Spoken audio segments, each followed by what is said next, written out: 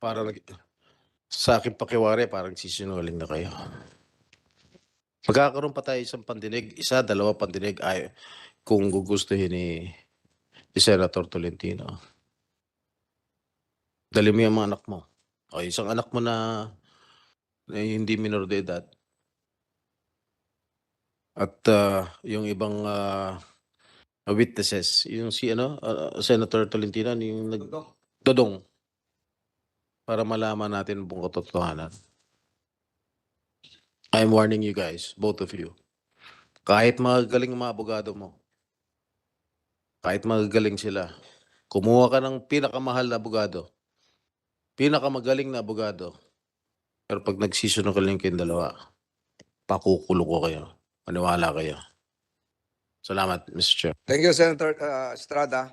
Before may lunch sa inyo eh. Pwede naman kayong kumain habang nagko-conduct tayo ng hearing. Hindi ko lang alam kung makakarating yung ilang mga members pa ng committee kasi nasa isang pagdinig ngayon sina Senator Tulfo, nasa Senate Electoral Tribunal. Pero gusto kong tanungin before that, may we ask the committee secretary to administer the oath to Attorney Padulyon of the Department of Justice as a resource person here.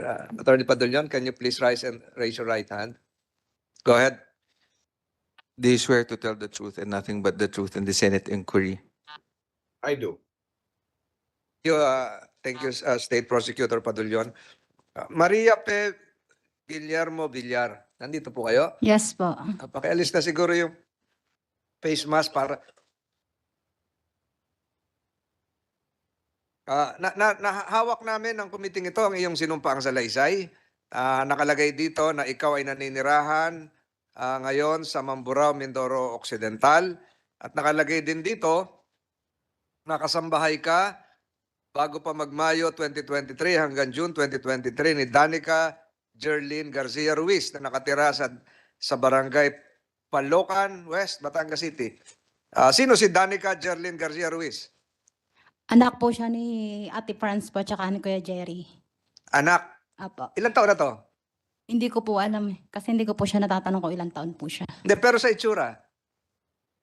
Nasa 18 po kasi grade 12 na po siya, graduate po ng grade 12. Grade 12. Hindi siya nakatira sa Mindoro, nakatira siya sa Batangas City. Opo. Bakit? Bukod na nag-aaral? Kasi po nag-aaral sa Lyceum. Ito yung gustong ipatawag at narinig naman ni Asek Dumlao ni Senator Estrada na 18 anyos na sa ngayon naninirahan bukod, may sariling bahay sa Batangas City.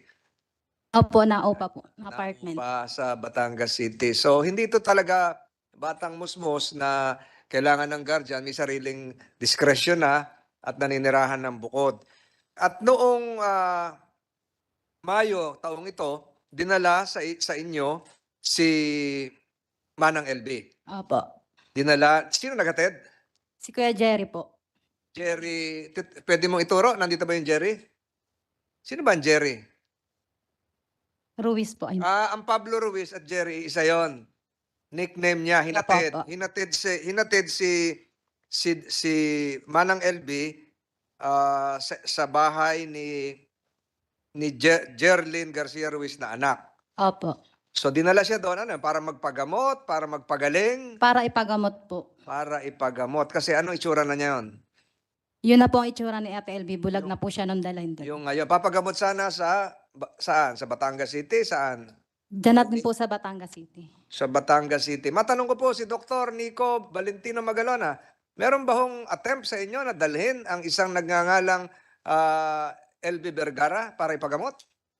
Sir, dumating lang po yung patient sa ER. Ako po yung duty. Ito pong dinala sa inyo ay nitong may kaso na o noong Wala pa po, sir. itong Mayo po, yung Mayo 2023. Initial po is June 29 po, sir. Nakita ko po siya sa June ano po? June? 29 po, sir. June 20, anong year po? 2023 po, sir. 2023. Sino po nagdala? Yung relative po. Relative, hindi po yung mga Ruiz. Yes po, sir. Yes, po, Your Ito yung na-rescue na, nakatakas na. Yes po, Your Honor. Ayun. And requested po for medical legal po, sir. Requested for medical legal. So ikaw, Maria P. Villar, kasambahay ka din sa mga Ruiz doon sa bahay ng anak. Opo. So kung saan natutulog si LB, doon ka rin. Opo. Magkasama kayo. Ano na ikwento niya sa inyo? Wala naman po siya nababanggit. Pero hindi ka ba nagtataka na yung katatayuan niya ay kakaiba? Hindi po. Kasi noon ko lang po siya talaga naging kasama din nung ihatid po doon ni Kuya Jerry. So nung hinatid nung Jerry, iniwan lang o binantayan pa? Iniwan na po. Iniwan doon sa 18 anyos na anak. Opo, iniwan po sa amin.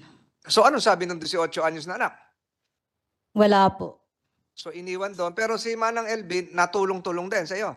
Opo. Nagwawalis-walis po siya pag minsan. Nagwawalis din. So, Senator Estrada and members of this committee, it would show that when LB Vergara was transferred apparently for medical assistance to a place in Batangas City to a member of another Ruiz, the member of another household of the Ruiz family, she was also asked to continue the same work as a household helper.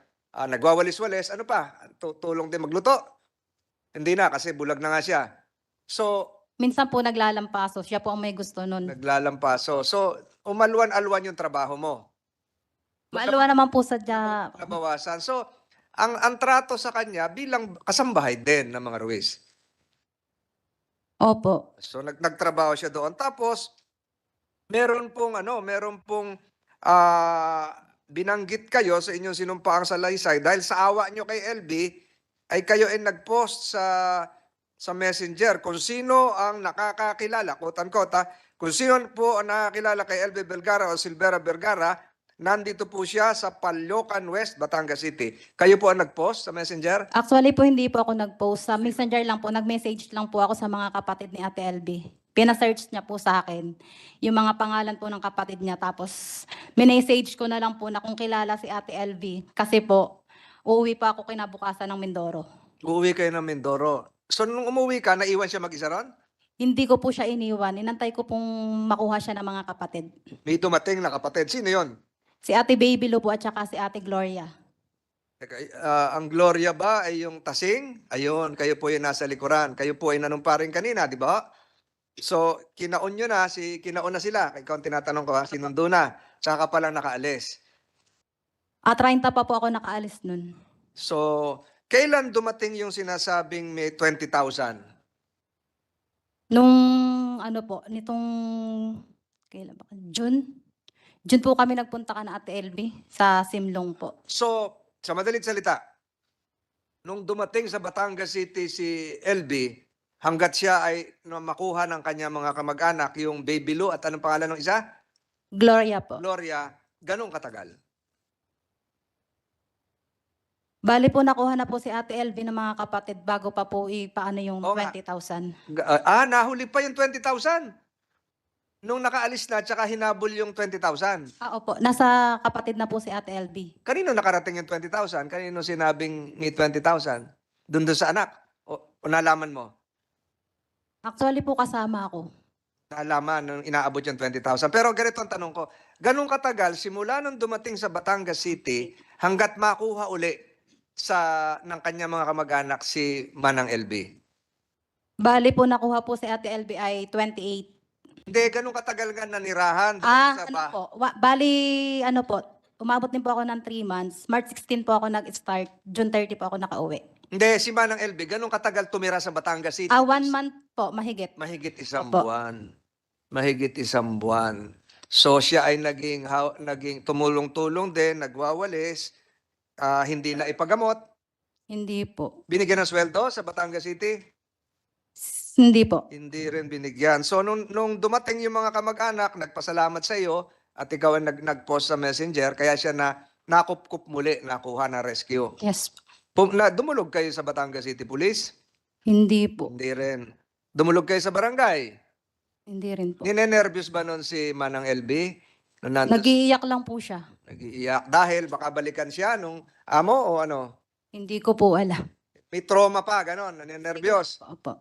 May I turn my attention now to State Prosecutor Fadulion. Yes, Your Honor. Would you believe, this is just hypothetical, would you believe that since the alleged torture and inhumane treatment was started in Mindoro, Mamburao. And thereafter, she was turned over to one of the family members, the same members of the family of the employer. And for more than a month, she has to endure the same suffering, continuing the same household services as an employee. And apparently, hearing from Mrs. Maria Fevillar, she has endured the psychological trauma. Would you believe, sir, state prosecutor, that the elements of an alleged crime might be considered as continuing even though in another jurisdiction, not just in Mamburao, but likewise in Batangas City as well? Patuloy po yung kanyang maltreatment hindi lamang doon sa Mamburao dahil nandun pa siya sa pagkandili ng isang miyembro ng pamilya ng Ruiz at hindi rin siya sumusweldo ron. Violation din ng batas na binalangkas ni Senator Estrada at siya ay ninenervyo, siya pa rin na nagtatrabaho doon at napilitan na nga mag-post sa Messenger yung kasamahan niya na kasambahay din para siya ay ma-rescue ng kanya mga kamag-anak. So, meron bang elements ng crime na kung sakali, we're just stating this hypothetically, academically, na nangyari din doon sa Batangas City, aside from Mamburao? Based on the hypothetical question of Your Honor, I would agree, sir, that there are violations. There would be violations and it would transcend one jurisdiction since nalipat ho siya sa ibang lugar, and it would be considered as probably a continuing offense, but it would be an entirely different offense as the one, yung violation ng RA 10361. The new offense, if it is an entirely, paliwanag niyo po yun. Kasi kung continuing offense, edi tuloy-tuloy lang yon from the start to the culmination. So, is there another offense committed separate from the original offense in Mamburao, Yes, sir. separate independently and committed in Batangas City? Yes, Your Honor. Again, without prejudice to the ongoing investigation, it would appear from the facts of the case that apart from the violations of yung law, yung 10361, each act of each inhumane treatment may be considered as one act. And if it is transferred, lumipat po siya ng ibang lugar, meron pong ibang posibleng violation din. Kasi if the person was detained against her will, kung hindi niya po gusto at siya po ay pinanatili sa pangangalaga ng pareho ding mga tao o kamag-anak ng mga tao na yon, nagpapatuloy lang po yung pang-aabuso na ginagawa sa kanya. So in that sense po, continuing siya kung nagsimula siya sa isang lugar at inilipat siya sa ibang lugar para ipagpatuloy yung pang-aabuso na yon. Salamat po. Lalong-lalo na kung yung pangako ay dalhin siya sa pagamutan at hindi naman siya dinala sa pagamutan. Ganun ba ang sinasabi mo, Miss Villar? Hindi siya dinala sa pagamutan? Hindi po, kasi daw po nag-iipon pa ng pampagamot. Nag-iipon pa ng pampagamot. Sila Ate Franz po at saka si Kuya Jerry. Natanong ko kahit sino po ang sumagot sa inyo.